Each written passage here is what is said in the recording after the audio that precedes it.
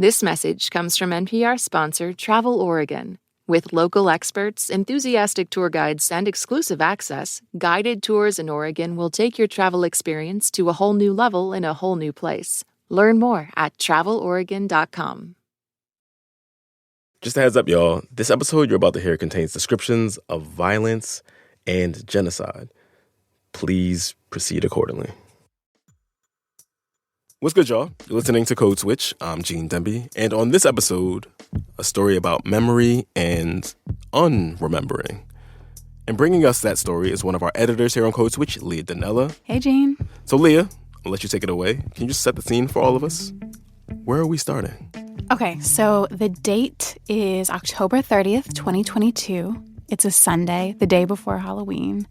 And I've just hopped in my trusty old neon blue Nissan Versa rental car and driven about 20 minutes from Antioch, Tennessee, where I've been staying, to East Nashville. Paying for parking. It's early, about 7 a.m., so the streets are pretty quiet, save for the sounds of airplanes overhead.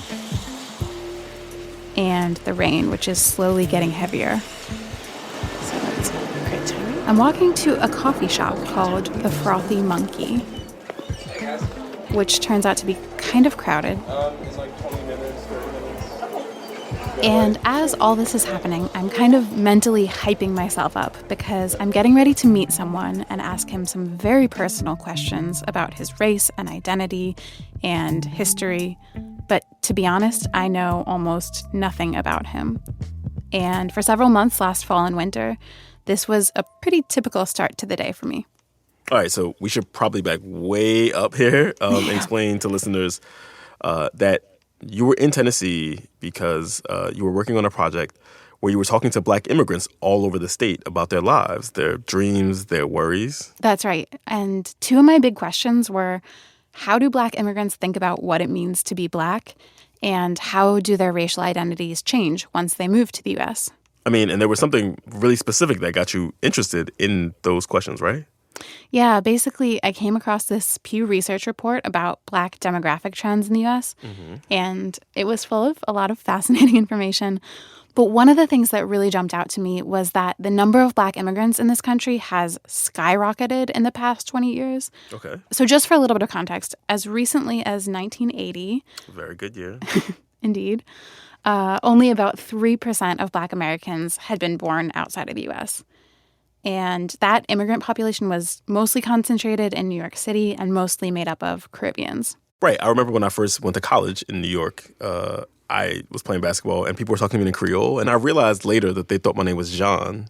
And I was just anglicizing it. Which is kind of probably a safe assumption at that time. Mm-hmm. But there were a couple of pieces of legislation that kind of set the stage for that particular demographic reality to start to change.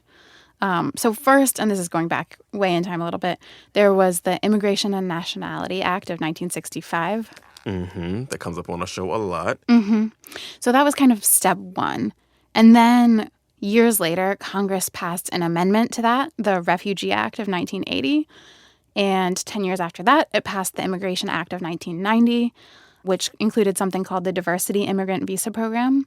And so the combination of all of those different pieces of legislation meant that as the new millennium was kind of rolling in, immigrants from countries in Africa in particular had a lot more ways of getting to the U.S. Oh, okay. So hence the skyrocketing population of Black immigrants then. Exactly. I mean, between 2000 and 2020, the U.S.'s Black African immigrant population more than tripled. Okay, wow. Yeah, so I really wanted to talk to people who are part of this relatively new cohort of immigrants about those big questions that we just mentioned. Okay, so all that background makes a lot of sense. But Leah, you haven't answered the question that's bothered me.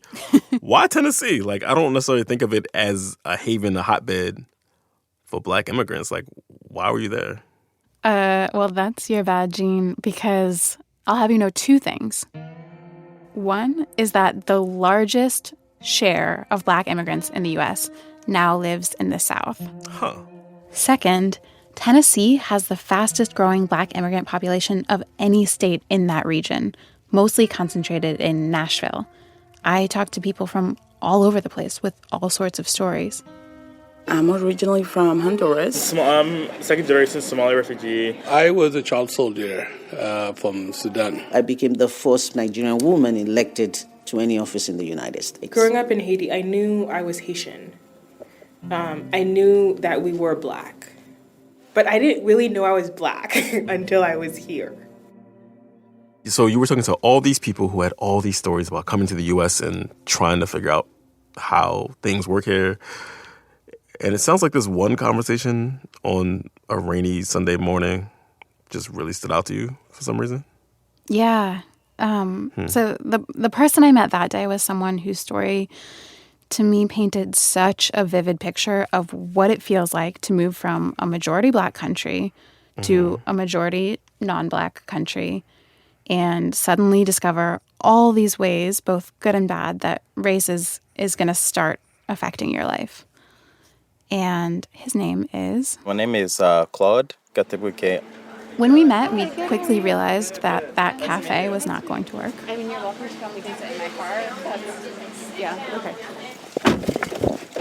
So we're using your little rented blue Nissan as your recording booth? Exactly.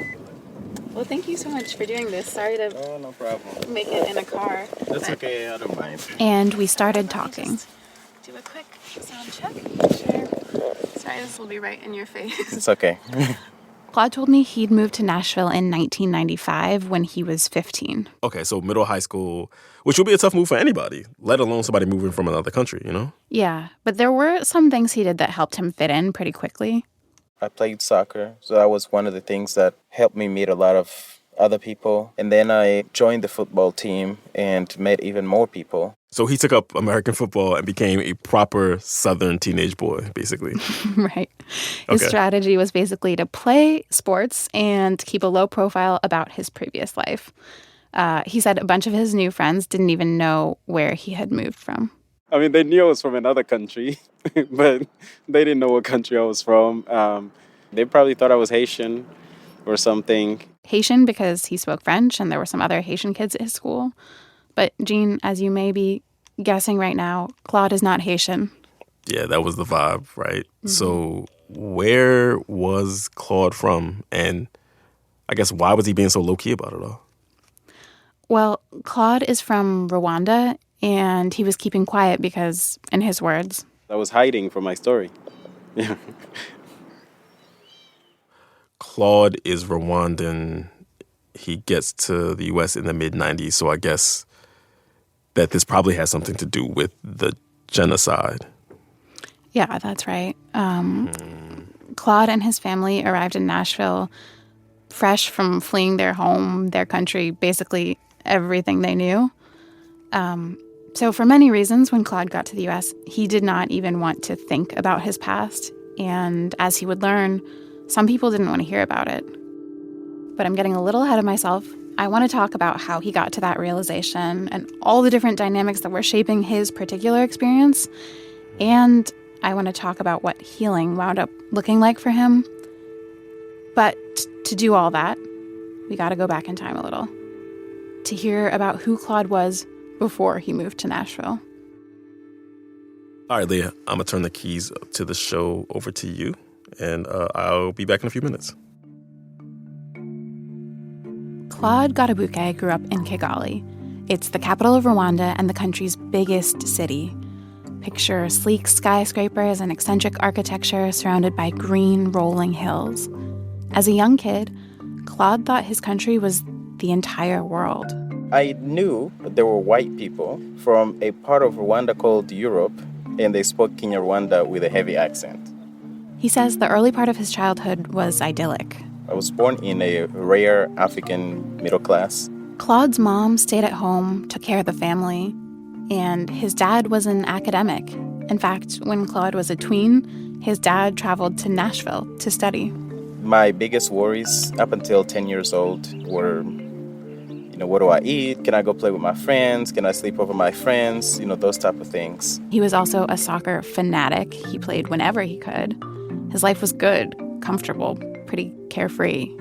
So when ethnic tensions started to magnify around the country, Claude didn't fully understand the scale of what was going on. He wasn't following the news or politics closely, until basically he had to. National radio in both Rwanda and Burundi today broadcast appeals for calm after a plane crash last night. On April 6, 1994, the presidents of both Rwanda and Burundi, Juvenal Habyarimana and Cyprien Ntaryamira, were in a plane that got shot down. And the plane carrying them and 6 other people crashed in flames. Sustained gunfire and grenade explosions started in the center of town just before dawn and are continuing. Claude's mom got a phone call telling her the news. She then shared it with her kids. And my response was, oh my God, I hope the president didn't die, because if he died, we're not going to be able to finish the soccer tournament. Of course, the president had been killed, and from there, violence erupted. Hundreds of thousands of people have been killed by the militias. I've seen some of the most terrible things today that I've ever seen. It's been absolutely horrific. Kigali was thrust into chaos. As violence in other parts of the country intensified, Claude says refugees started pouring into the city. People who had fled to the city were stuck outside with no homes and nowhere to go. Meanwhile, the streets were filled with the sounds of screaming and crying, dogs barking, explosions. Claude could hear it from the windows of his home. You know, Rwanda's it's actually a really beautiful country, blue skies and everything, but at the time, during that war and genocide, the sky was covered with a big dark mushroom of dust, smoke, and the stench of decomposing human flesh made you want to throw up. I mean, I want to throw up now thinking about that time. Claude and his family quickly realized that the violence wouldn't long stay outside their walls. They were in danger too. What we saw was people going from house to house hunting down Tutsis to kill them with machetes and clubs. We went into hiding, and we hid for days and nights, and we would hear people inside of our house searching for us to kill us. But the neighbors rescued us, took us from the little storage shed that we were hiding in next to the doghouse, and sheltered us. When it became clear that that situation was unsustainable, Claude and his family made the decision to flee. He, his mom, and his siblings joined together with another small group, and they left, with the vague destination of Congo in mind. Some of the journey was on foot. Much of it was in the back of a truck. All of it was awful. Members of militias tried to keep a close watch on who was coming and going. We got stopped at multiple checkpoints. I'm skipping a bunch of them because so many terrible things happened. But at one of those checkpoints, soldiers were checking people's IDs. They stopped when they got to Claude and his mom. They separated me and my mother. They started questioning us, and a guy looked me in the eyes and says, "Say goodbye to life." And then they walk us away from the street to a little bamboo forest. And at the bamboo forest was a little carpentry shed. And it was raining. Water was dripping off of that roof. It was like a scene from a scary movie. There was just no music. It was the only thing missing there. There, one of the soldiers pointed to Claude and said, "Borrow some shovels and hoes and dig your own grave, because we got to bury you after we kill you." By some miracle, other members of Claude's group were able to negotiate, basically beg, for his release. One of the negotiators said, "This boy and his mom are not going to make it 5 miles from here, so let somebody else kill them." And somehow they agreed to that. So the journey continued on and on and on, until finally, Claude and the rest of his group made it to the border of Rwanda. The distance was basically crossing a street. It was from here to that building. It took us half a day to cross because there were so many people, so many belongings, and it was so crowded, and it was so tight. And if anybody fell, they got trampled on because there was so much panic. There was the shooting and the bombs and everything. We got to the Congo, and we were completely homeless. But I was relieved. That relief was soon replaced by something else. The border between Rwanda and Congo is a lake, Lake Kivu. And this lake was the only source of water. People were bathing in it, animals were bathing in it, and there were dead bodies in the lake from the war. We started getting sick, and I literally saw people run up to the pharmacy to get medicine, open the door and fall down and die right there.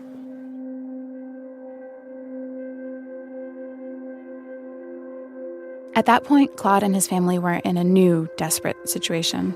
We were basically illegal immigrants, had no papers. But they did have a connection that not many others had.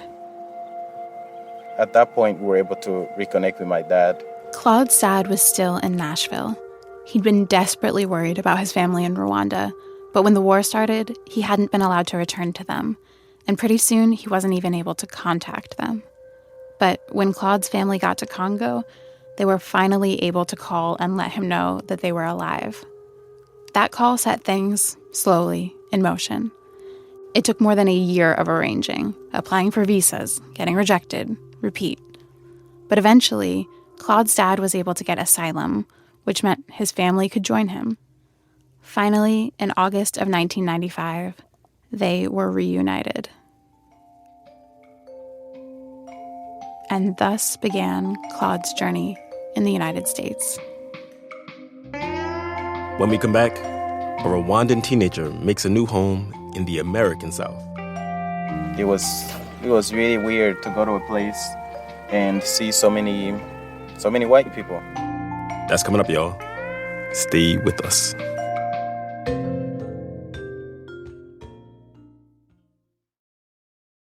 This message comes from Apple Card. Apple Card has a cash-back rewards program unlike other credit cards. You earn unlimited daily cash on every purchase, receive it daily, and can grow it at 4.15 annual percentage yield when you open a savings account. Apply for Apple Card in the Wallet app on iPhone. Apple Card subject to credit approval. Savings is available to Apple Card owners subject to eligibility requirements. Savings accounts provided by Goldman Sachs Bank USA. Member FDIC. Terms apply.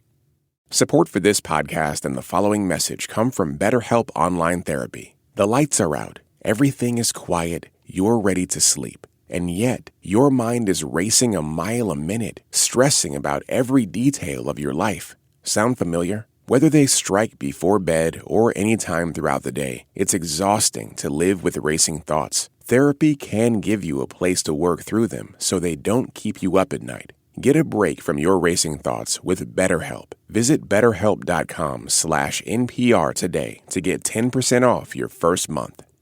This message comes from NPR sponsor Carvana. Carvana has made it easy to sell your car. Just enter your license plate or VIN, answer a few questions, and they'll give you a real offer in seconds, and it's good for up to 7 days. Visit Carvana.com to get an instant offer today.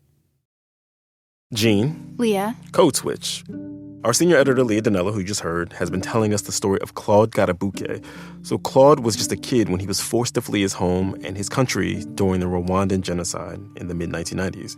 And after going through a whole lot, he wound up moving to Nashville, Tennessee, a very different world. Oh, yes. Gene, it's now the summer of 1995. Claude is by then 15, and he and his mom and his siblings move into the one-bedroom apartment in North Nashville that his dad has been living in. It's a black neighborhood not far from Meharry Medical College, where his dad's at school, and right across the street from a housing project called Andrew Jackson Courts. Yikes at that name. Andrew Jackson Courts? Okay. I know. It's still there, actually. Anyway, one of the first things Claude notices in this new setting is the noise, or actually the lack of noise. I was like, this place is so quiet, it's so peaceful. This is not what I'm used to. I was used to a lot of chaos and a lot of noise. There was also the weather. I could barely breathe. The part of Africa that I'm from is really hot, but just getting used to that humidity was something else. There was the language. I couldn't understand a word of anything anybody said. So if I walked past somebody and they said, "Oh, your shoelaces aren't tied," I would just smile and keep going. And then, of course, there were the people. It was really weird to go to a place and see so many white people. Even though Claude's neighborhood was mostly black, as we said, he couldn't go to the public school there. They didn't have an ESL program. So I ended up going to a school called Hillsborough High School, which is in an affluent part of Nashville, Green Hills. That school had students from all over the place. Claude remembers a mix of white students, black students, and international students from Egypt, Somalia, Sudan, Vietnam, Haiti, Mexico. It was the kind of place where you'd think adults would be used to supporting kids with all kinds of backgrounds and experiences. Right, of course. But one of the first times that Claude tried to open up about his past to someone in this new setting, he got kind of a brutal reality check. Oh, here we go. So in one of his English classes, he was asked to write an essay. Mm-hmm. And he wound up writing about what it was like to leave Rwanda. I must have been 16 when I wrote the story. I just wrote my story the way that I lived it. It was a difficult story to put to words for a lot of reasons. I'm sure my English was really bad. I mean, I know my English was really bad. But Claude's teacher had issues with more than just the language. His real problem was with the story itself. But his response was, I've never heard this before. You know, like the way you're telling this story, like that's not the story that's out there, that's known, you know, this isn't the official narrative, basically. And he just said, no, this can't be true. Wait. So there's a Rwandan student in the classroom saying, this is what happened to me. And the teacher was like, no, that's not what I heard on the news. You're lying. Like, who makes up details of fleeing a genocide for attention in class? Yeah, I mean, Claude was so confused. He did not understand why his teacher didn't believe him. And he was like, what's going on? Yeah, like, why would I even make up a story like this? For what? Yeah, I know, it was baffling. But even though at that time Claude didn't understand all of the dynamics at play there, Jean, you and I have the benefit of time and distance and research. Mm-hmm. So to understand what was really going on in that moment, I think we have to zoom out a little bit and talk about the history of Nashville more broadly. Good morning. And to do that, I want to introduce you to someone named... His name is Larotha Williams Jr. Larotha Williams Jr. I know he got to play safety for the Tennessee Titans with a name like that. Either strong safety or like a deacon. I'm sorry, Leah. Who is Larotha Williams Jr.? I'm a professor that looks at memory, but at the same time, amnesia, and looking at who determines what we remember and what we forget. And as we're walking, tell me, where are we and why are we here? This is Hadley Park. It was a plantation during the antebellum period. But in 1912, July 4th, 1912, for that matter, the city opened up this park as the first park in America to be designated for exclusive use by African Americans.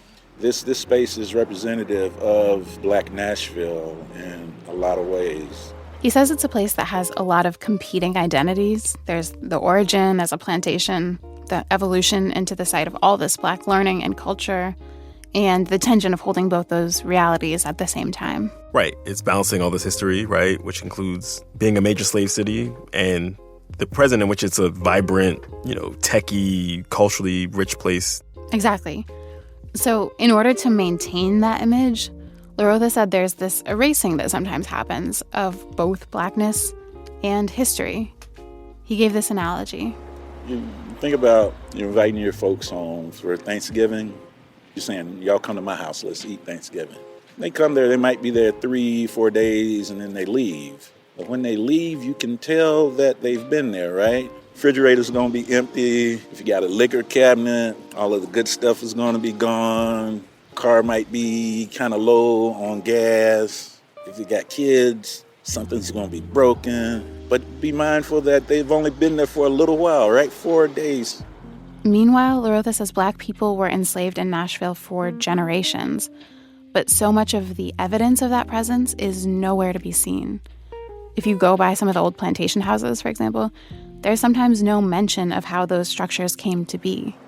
But if you go and look at the bricks on the houses that were built, chances are you're going to find indentations in the brick that look suspiciously like fingerprints, because that's what they are. They're fingerprints of the guys that made the bricks and laid it. So that history that everyone's trying to ignore is literally kind of habituated into the landscape still. But again, certain histories more than others. Larotha was actually working recently on a project to put up historical markers for lynchings that happened in Nashville. And he's worked to get other types of historical markers put up before. But for this project, he noticed he was getting a lot more pushback than he was used to. Extra meetings, the process kept dragging on and on. I began to hear complaints about why are we bringing up these harmful memories in the past? Why are we celebrating lynching? And that's not the case. It's not that we're celebrating. We're just causing the city to remember this injustice because 15-year-old boy was kidnapped from the hospital, brought out there, stripped naked, and shot with a 10-gauge shotgun, and they hung him from a tree. The tree is still there. And one of the things that struck me was the parallels between that situation, which was in 1924, and what happened to Claude. He was also about 15 when he was in that bamboo forest, standing alone, thinking he was about to be shot. I imagine that could play into why some people in the U.S. wouldn't want to believe Claude's story. Like, yeah, that happened in that other place. The different set of racial hierarchies, a different set of mechanics around how race works, right? But a lot of the details of Claude's story may not be as far removed or may not feel as unfamiliar to our own history as a lot of people would be comfortable with. You know what I mean? Right. I mean, and so the denial can almost become second nature. Oftentimes we are gaslit. First, there's just an outright denial that we experience what we experience. And then there's an erasure. Leah, I'm willing to bet that if you were to find that teacher and ask him about that event, his response would be, well, I don't ever remember doing that. So, Jean, with Claude and his teacher, I don't think either of them was necessarily aware in that moment of the part they were playing in this city's pattern, this, push and pull over remembering and unremembering. But even so, the interaction is doing important work, right? It's teaching Claude not to talk about traumatic experiences because he's not going to be believed. So very quickly, when he starts experiencing U.S. racism, which, one of the unfortunate rites of passage that so many 16-year-old black kids in the United States experience. Right. He already knows at that point not to make a big deal out of it. He was still in high school the first time he gets profiled and manhandled by the police. It's not long after that he gets stopped and frisked when he's visiting New York. And there's more mundane stuff. He gets talked down to all the time. And he sees the differences in wealth and living conditions and opportunities between black people and white people, basically everywhere he goes. There were times when I thought my potentials can be very limited because of racism, because of lack of opportunities, and in just the place that society has decided that we are to occupy as black people. Flash forward, it's the year 2000. Claude is in college at Western Kentucky University, and he is checked out. All I wanted to do was play soccer in college, go through the motions, get a degree. I was an okay student, and I was doing okay, in college, no criminal record, nothing bad. But I was still a lost young black man, when I look at it. But at some point, he gets this internship at basically a library for early childhood education. It wasn't a particularly stimulating job most of the time. All I did was stock books and chat online and things like that. And then when I got bored, I would read books. Then one day, he got to a book about Frederick Douglass. And when I started reading it, I don't know if I did any other work. I remember just leaving work and kept reading. I think I missed class. It was a short book, and he had pictures. It was Frederick Douglass's boyhood. I was like, wow, this guy is so amazing. All right, y'all, explanatory comma time, and the side-eye is very strongly implied here. So Frederick Douglass was a black man born in Maryland around 1818. When he was very young, he was separated from his grandparents and started to work at the Wye House plantation, and he secretly taught himself how to read and how to write, and he was able to free himself at 21 and help free a bunch of other enslaved black folks. And then He dedicated the rest of his life to telling the world about his experiences, and he became America's leading abolitionist. And Jean, reading that story for the first time, Claude was amazed, as he said, and also kind of ashamed. I felt useless. I was like, really? This is all I am? This is all I do? Play soccer? You know, I have all these resources. This guy was 7 years old when he was turned into basically somebody's microwave or lawnmower or whatever. He was a tool. He was not considered a human being.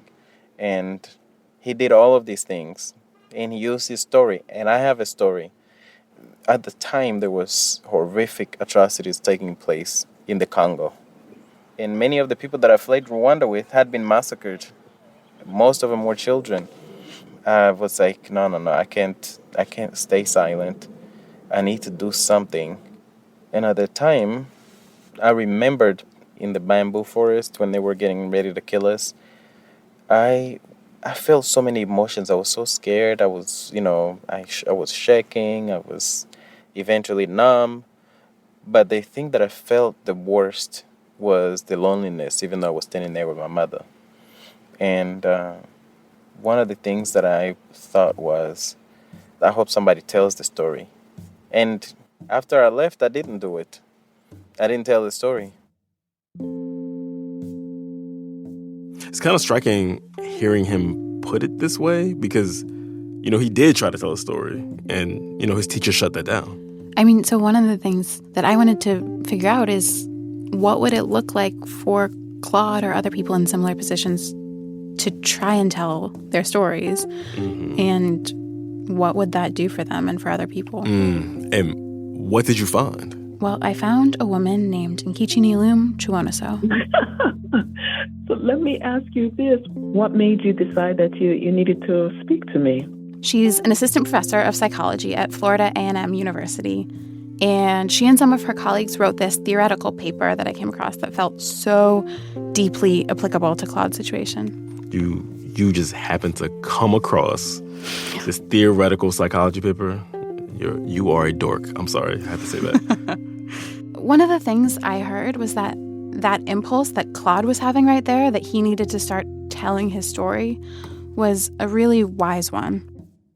Testifying opportunities in and of themselves allow people to express whatever it is they have gone through, are going through, and to start to bring meaning to it. In the paper, Nkichi and 5 of her colleagues started to think about what people of African descent might need in order to be psychologically healthy. Their premise was that for people who experience ongoing racial trauma, traditional therapy just doesn't cut it. You're still returning to oppressive systems. So that benefit might be temporary. And if one loves others, you want the best for them also. So it really does need to become a collective experience. We need healthy people in healthy environments, healthy people in healthy communities. So there were 2 major things that she and her colleagues came up with that they said needed to be complements to the internal work: building community and fighting for justice. Okay, each one of those things that you named is like a Herculean task unto itself, like finding a therapist. It's hard. Yes. Therapy is expensive. Making community. I mean, Leah, you've seen our inbox. So many people over the years have written to us about how hard it is for them, how they're struggling to find their people, whatever that looks like. And then the social justice thing, I mean, putting all this together, you might as well be talking about cold fusion or something. You know what I mean? Yeah, that is very real. And look, the framework that Nkichi and her colleagues came up with is not a cure-all. But she said that when you do find or create those spaces, people can ideally start to create a kind of shared narrative or a communal history and use that to affirm that what happened to them was real. I've worked with a collective of women, Somali women, who are refugees. And their experience of being refugees, their commonality of being women, of being mothers who are trying to address violence in their communities, those are very key to bringing people to the table to then begin to have their conversations. And from there, people can start thinking about small first steps of things that they can push for to make their environment more just. So in all of this, you're telling the story of what may be, but you're also trying to create another story for yourself. Which brings us back to Claude. Speaking is liberating, and it not only liberates the person that tells their own story, it also liberates others. So yeah, what did end up happening with him, like after his Frederick Douglass-inspired epiphany, of course? Well, basically, he started talking. He shared his story with more and more people in his life. He told it at an event on campus. It was really scary. In the early days when I would share my story publicly, the nights before, I couldn't sleep. I would be up the whole night. But eventually it started to feel less bad. He's heard a bunch of analogies for what happens. I'm going to share the sports one with Eugene since Claude is an athlete. You know, when you're training really hard, physical training, at some point, you know, many people who train hard, they've probably experienced this. There is a point at which you throw up. And after you throw up, you catch a second wind. Before that, you're like almost about to pass out. And then you go to the trash can and you let it out. And then you come right back and it's like a brand new person. So your story, whether it's a pleasant or unpleasant or difficult stories, I think you have to unload. If you don't unload it, it's really painful to carry it. And so, I mean, I think the ability to get past that part where people will make you feel bad for sharing your story, then you actually do feel liberated. And Claude found that work of storytelling to be so critical that he wound up making it his entire job, pretty much. He's the founder of an organization called AGLAN, the African Great Lakes Action Network, which tries to educate and draw attention to war, genocide, human rights violations happening around the world. And he's also the co-editor of a book that just came out, Survivors Uncensored, which shares testimony from more than 100 people who lived through the Rwandan genocide. Which is kind of a risky thing, right? I mean, I was reading recently about how in Rwanda today, speaking very frankly about the genocide, especially in a way that's at all critical of the current government, can get you basically disappeared. Yeah, I mean, Claude talked about that.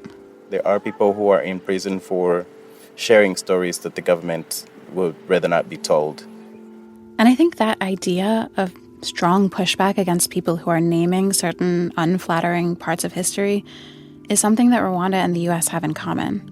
I mean, Tennessee was one of the first states to issue what was referred to as the CRT ban, this wave of restrictions about how concepts like race and gender can be taught in public schools. Right, and as we talked about before, CRT, critical race theory, is not taught in K-12 schools anywhere. Right. But that ban makes it really risky for some people to talk about the racial history of the United States or Tennessee without consequences. Even in Nashville, which in some ways is a very liberal, very diverse, very progressive place. And that's why I think the patterns are so important. You know, LaRotha told me at one point that nothing in the city is accidental. And he said the denial of Black history and Black people's experiences... It's not an aberration, it's a feature of our society. So now looking back, that's basically what was happening. The dismissing of a story because the person just happens to be from a background that isn't associated with credibility. And that is a thing in America.